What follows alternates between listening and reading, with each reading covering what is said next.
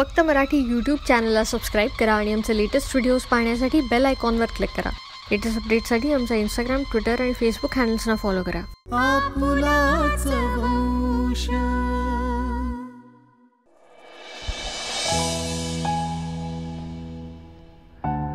आशा, कितीही सांगितले तर तू ऐकणार नाहीस. तरी सुद्धा मी तुला पुन्हा विचारतो, तू तुझ्या भविष्याचा काही विचार केलायस का? मी काय बोलते मला काही समजत नाही. अरे, तुला तुझ्या पायावर उभं राहायला नको का? आम्हाला घरात मदत करणं हे तुझं लाईफ नाहीये. तुला कुठेतरी जॉब लागायला हवा, तू आयुष्यात कुठेतरी सेटल व्हायला हवीस असं आम्हाला प्रामाणिकपणे वाटतं. आणि त्याच्यात कुठल्याही प्रकारचा गैरसमज नाहीये का कुठलाही राग नाहीये, काय ग? हे म्हणतायत ते अगदी बरोबर आहे. लता, मला एक कळत नाही, हा विचार तुमच्या मनात आत्ता कुठून आला? अगं, यांच्याकडे तुझ्यासाठी एक जॉबची चांगली ऑफर आहे. जॉबची चांगली ऑफर? तुला कळतंय का काय बोलतेस तू?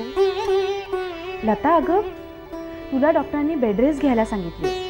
तुला आज माझी गरज आहे आणि तुला या अशा अवस्थेत सोडून मी जॉब करायला जाऊ? जग काय म्हणेल? जगाचं जाऊ दे, हे माझ्याच मनाला पटत नाही. आशा, अगं एवढा चांगला जॉब चालून आलाय आणि अगं हा जॉब उद्याही मिळेल. तुला माझी गरज आहे बास. मला एक कळत नाही, याच्याकरता तू स्वतःचं नुकसान कशाला करून घेतेस? आम्ही एखादी बाई एखादी परकी बाई लताचा आपुलकीने करेल असं वाटतंय का तुम्हाला? लता, मी तुम्हाला जड झाली आहे का? हे उगाच काहीतरी मूर्खासारखं बडबडू नको. हो ना, मग ते काही नाही. तुला माझी गरज आहे आणि मी तुझं सगळं करणार आहे. एकदा आकांक्षाचा जन्म झाला की मग बघू माझ्या भविष्याचं आणि जॉबचं काय करायचं ते. उगाच काहीतरी बडबडता.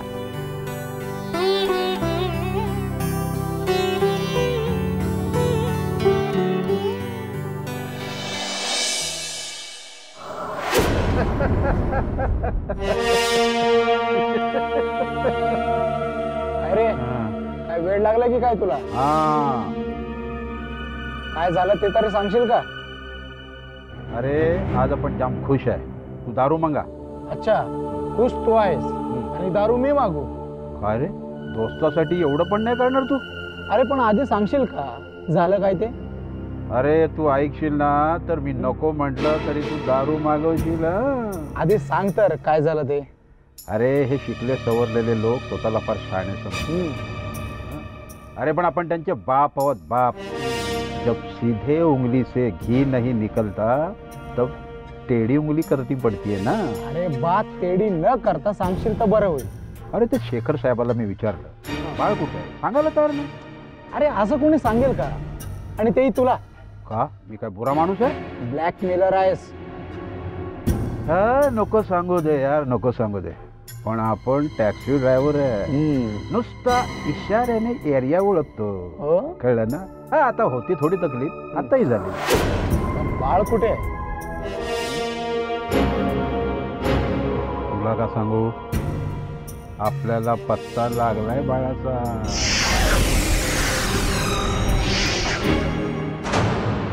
हो हो वहिनी, अगं नाही मी तयारच आहे ना, त्याची वाट बघतेय. तसं मी त्याला फोन केला होता. हो हो, नाही येतो म्हणालाय.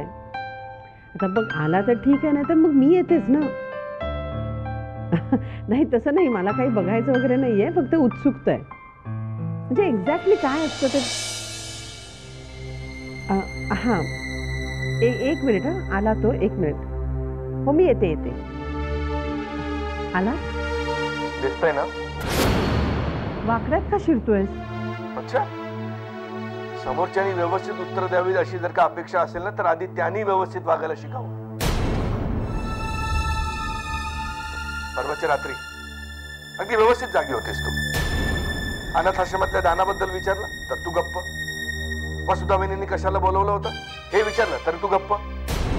व्यवस्थित जागी होतीस, पण उत्तर द्यावी लागतील म्हणून झोपेचा बहाणा केलास. अरे मी खरंच झोपले होते. जाऊ दे ना, कशाला खोटं बोलतेस? ठीक आहे, तुला वाटतंय ना मी झोपेचं नाटक केलं, तर मी झोपेचं नाटक केलं. झालं समाधान? हो, कारण तू शेवटचा शब्द तुझाच ना. तू गप्प बसणार नाही, समोरच्याला गप्प बसवणार. बोल, कशाला बोलवलं होतंस? आपल्याला वसुधा वहिनीकडे जायचंय आणि मी तिथे यावं अशी तुझी अपेक्षा आहे? तिकडनं आपल्याला एके ठिकाणी जायचंय. कुठे? प्रोफेसर नारायण म्हणून आहेत त्यांच्याकडे. टॅरो कार्ड बघतात, म्हणजे भविष्यात काय होणार असेल याचा संकेत आपल्याला आधी कळतो. असं वसुधा वहिनी सांगत होती. मला त्यातलं फारसं काही कळत नाही. तुझ्या त्या वसुधा वहिनींना नाही एक उद्योग. आणि हे बघ, तुला यायचंय तर तू ये, उगाच कुणाला नावं ठेवू नकोस. वसुधा वहिनी तुझ्याबद्दल विचारत होत्या म्हणून तुला मी सांगितलं. कोणाचं भविष्य बघायला चाललंय? वसुधा वहिनींचं? ज्यांनी त्यांनी आपलं बघायचं असतं. अरे वा, तुला कधीपासून भविष्यात इंटरेस्ट यायला लागला? माझं भविष्य ऍक्सिडेंट बरोबरच संपलं. आता या पलीकडे भविष्यात माझ्यासाठी काही घडणार नाही. अरे देवा, कुठल्याही टॉपिक वर बोला, कुठल्याही टॉपिक वर डिस्कशन सुरू करा, पण आमचा शेवट असतो तो ऍक्सिडेंट वरच, त्याच विषयावर. तू येतोयस की मी निघू? निघ. माझा असल्या भविष्यावर विश्वास नाहीये. तर मला असं वाटतं की, म्हणजे असं वाटतं, जबरदस्ती नाहीये, की तू वसुधा वहिनींपासून जरा सावध राहास.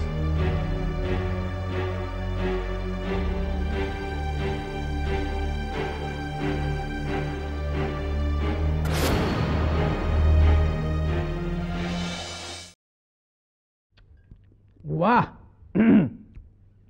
वरण मस्त बनवलंस. तुझी आई पण असंच वरण बनवायची. आणि बाबा बाकीचं जेवण? हे बघ, तू लग्न करून गेल्यानंतर मला जो कोणी जेवायला करून वाढील ना, त्याला मी रोज सांगत राहीन, आमची अनु सुद्धा असंच जेवण छान बनवायची. मग तर झालं. आता काय वाढू? अगं हे लक्षात घे अनु, तू केलेला प्रत्येक पदार्थ मी आवडीनं खातोय आणि खाणार. तुझा चॉईसच मला आवडलेला आहे. बाबा, आता जेवणात कसला आला चॉईस? अन्न म्हणजे पूर्ण ब्रह्म असतं असं न बोलून मानणारे तुम्ही. तरी सुद्धा तुझा चॉईस ग्रेट. तुझ्या चॉईसवर आपला ठाम विश्वास बसलेला आहे. बस. माझा चॉईस?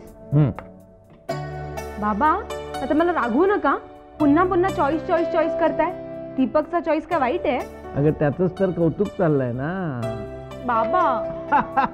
हे बघ, थट्टेचा भाग सोडला ना तरी एक लक्षात घे, तुझा चॉईस खरोखरच चांगला आहे. दीपक खरोखरच हुशार आहे. माझं चॉईस? ते कसं? म्हणजे असं की तू त्याची हुशारी ओळखलीस आणि मला सांगितलंस दीपक हुशार आहे, तो तुमच्या जमीन दान करायच्या प्रश्नावर चांगला तोडगा काढील. आणि खरंच त्यानं काढला. जे कुणाच्या कधी लक्षात येणार नाही ते त्याच्या बरोबर लक्षात आलं. बाबा, त्याला असं चढू नका, त्या चढेल तो हरभऱ्याच्या झाडावर. नाही नाही नाही, असं काही होणार नाही. कारण ज्याचे विचार चांगले असतात त्याचं आचरण पण चांगलं असतं. म्हणूनच दीपक म्हणत, दानाचं पुण्य पाहिजे ना, तर मग ज्यांना नको आहे त्यांना ती जमीन कशाला दान करायची? त्यापेक्षा ती जमीन विका आणि जे पैसे मिळतील ना ते त्यांना द्या. आता पैशाचा काही उपयोग तरी होईल आणि आपल्याला दानाचं समाधान. बरोबर. म्हणूनच म्हटलं की दीपक खरोखरच हुशार आहे. चॉईस कोणाचं आहे? मुलगी कोणाची आहे? बाबा.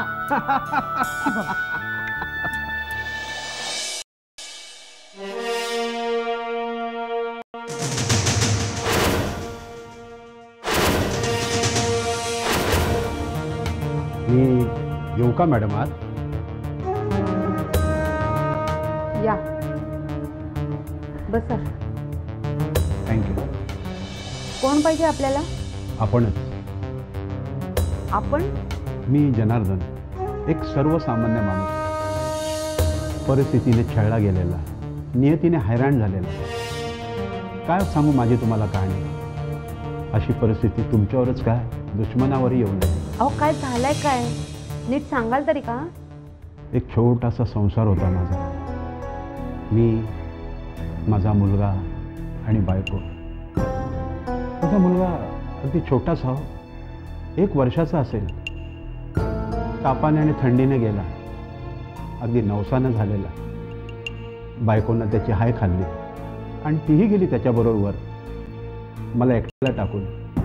मीही गेलो असतो पण हिंमत झाली नाही. आपलं नाही. मी तिला म्हणालो, आपलं वय आहे, आपल्याला अजून मुलगा होईल. अशी ती माझ्यावर चिडली, वैतागली. मला म्हणाली, तुम्हीच तुम्ही स्वतःचा मोठेपणा मिळवण्यासाठी तुम्ही सरकारी नियोजन केलं आणि मला त्याला भाग पाडलं. मला आता आशा नाही. मी मेली तरी चालेल. आणि ती मेली हो. अरे रे रे, खूप वाईट झालं. बायको मेल्याचं दुःख मी कसं तरी पचवलं. मुलगा गेल्याचं नाही, मी नाही सहन करू शकलो नाही. या तुमच्या आश्रमात येतो, सगळ्या मुलांना पाहतो. त्या मुलात कुठंतरी माझा मुलगा मला दिसेल ही आशाने इथे येतो, पण नाही दिसत. पण त्या मुलांनाच पाहून मी समाधान मानतो. आणि हल्ली मला छंदच लागलाय. तुमची परवानगी असेल तर मी तुमच्या आश्रमातली मुलं पाहू शकतो मॅडम? अवश्य, चला. थँक्यू. या.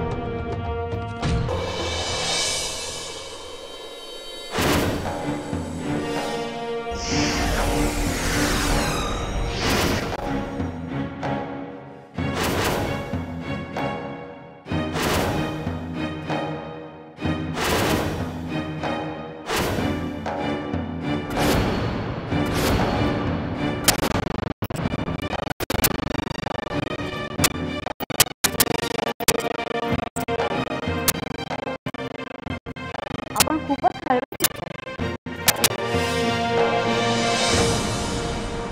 नुसतं हळवाच नाही हो, तर व्याकुळ आहे मी माझ्या मुलासाठी.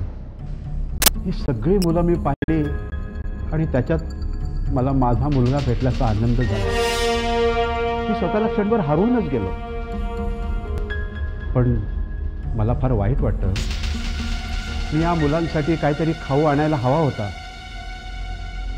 नाही आणला. कारण अनोळखी मी, तुम्ही कदाचित परवानगी दिली नसती मला खाऊ वाटायला. नसतीच दिली मी परवानगी. अहो, जगाचा काय भरोसा. या लहान मुलांना खाण्यातलं कोणी काही दिलं म्हणजे हवाय कशाला नसता व्याप. मुलांचा जीव तर गेलाच असता, पण पोलिसांचा ससेमिराही लागला असता. शिवाय अनाथाश्रमाची बदनामी. बरोबर आहे. नियम हे असायलाच पाहिजेत आणि ते पाळायलाच पाहिजेत. हा मुलगा मला खूप आवडला.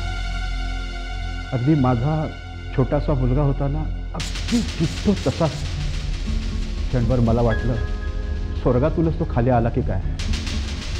कदाचित परमेश्वरानेच त्याला धाडला असावा. चालायचं.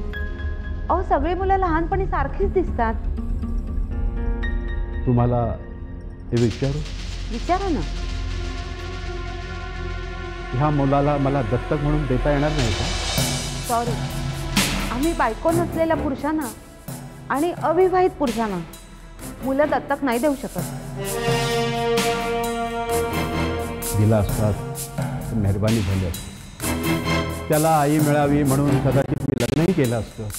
अहो, नियम बदलणं काय माझ्या हातात होता? खरं तर तुम्ही अनोळखी म्हणून मी स्वतः तुम्हाला ही मुलं दाखवायला घेऊन आले. ठीक आहे, येतो.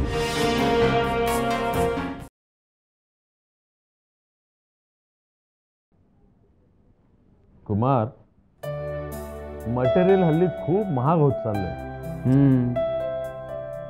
आपण तरी फ्लॅट कुठं स्वस्त देतोय? हो ना, बरोबर आहे. पण त्यामुळेच आपल्याला महागात विकायला लागलंय. लोकांना परवडत नाही रे. पण आपण तरी काय करणार म्हणा. काही वर्षांनी सर्वसामान्य लोकांना फ्लॅट घेणं आणखीन मुश्किल होणार आहे. एक तर नोकऱ्या नाही, त्यामुळे लोन नाही, त्यामुळे घर घेणार तरी कोणाच्या जीवावर. हो, पण आपण चुकचुकण्याव्यतिरिक्त दुसरं काय करू शकतो? खरं बघितलं तर तोटा आपला आहे. आपल्याकडली गिऱ्हाईकी रोडावली.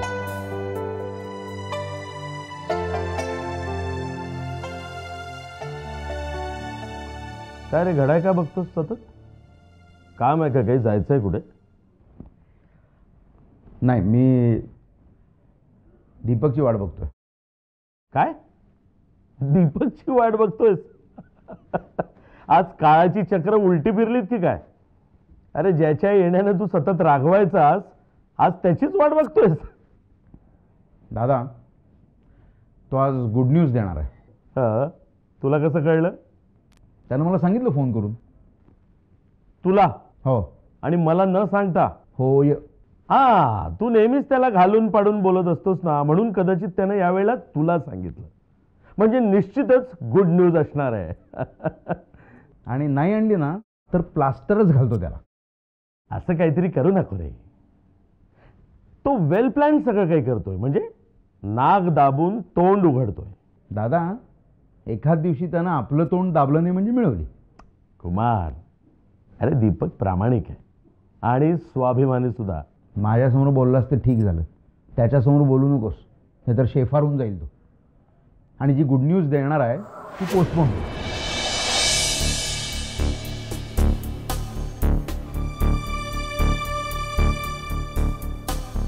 हा बघा आला. याचा आणि वेळेचं आयुष्यात किती जमलंच नाही म्हणा. पण येत नाही असं नाही. लेट का होईना पण येतो. घ्या पेढे खा. कसले पेढे? लग्नाचे पेढे. लग्न ठरल्याचे लाडू देईन ना, पेढे का? अच्छा, म्हणजे लाडवा पूर्वीचे पेढे. सांगतो, गुड न्यूज आहे. आधी तुम्ही तोंड गोड करा, मग तुमचे कान गोड करतो. पेढे नंतर खाऊ रे. काय झालं ते लवकर सांग. आधी जेवढा वेळ घालवलास ही गुड न्यूज सांगायसाठी आणखीन वेळ घालवू नको. काय झालं सांगतो. शेवटी सरपोतदार जमीन विकायला तयार झाले. काय सांगतोस काय? पण हे सगळं शक्य कसं झालं दीपक? सांगतो काय, आपण फिल्डिंगच अशी लावली होती ना. नेमकं काय झालं ते सविस्तर सांग मला. काय, महादेवांकडे खूप जमीन असल्याने त्यांनी ही दानातली जमीन नाकारली. सरपोतदार झाले नाराज. त्यावर मी चान्स मारला. म्हटलं तुम्हाला दानच करायचं आहे ना, तर जमीन दान करा किंवा पैसा दान करा, काय फरक पडतोय. आणि त्यांना जमिनीपेक्षा पैशांचीच जास्त गरज आहे. आणि शिवाय तुम्हाला दान केल्याचं समाधान मिळेल. त्यावर ते म्हणाले ठीक आहे, पण पैसा आणायचा कुठून? त्यावर तू म्हणालास जमीन विकून, कारण तुम्हाला जमिनीपेक्षा दान महत्वाचं आहे. एक्झॅक्टली. त्यावर ते इतके खुश झाले की विचारू नका.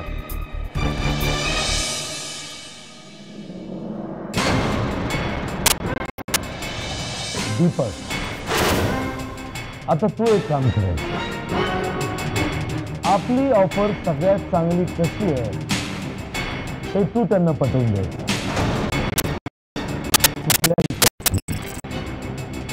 काहीही झालं तरी ही जमीन एकता बिल्डर्सलाच मिळायला हवी. ओके?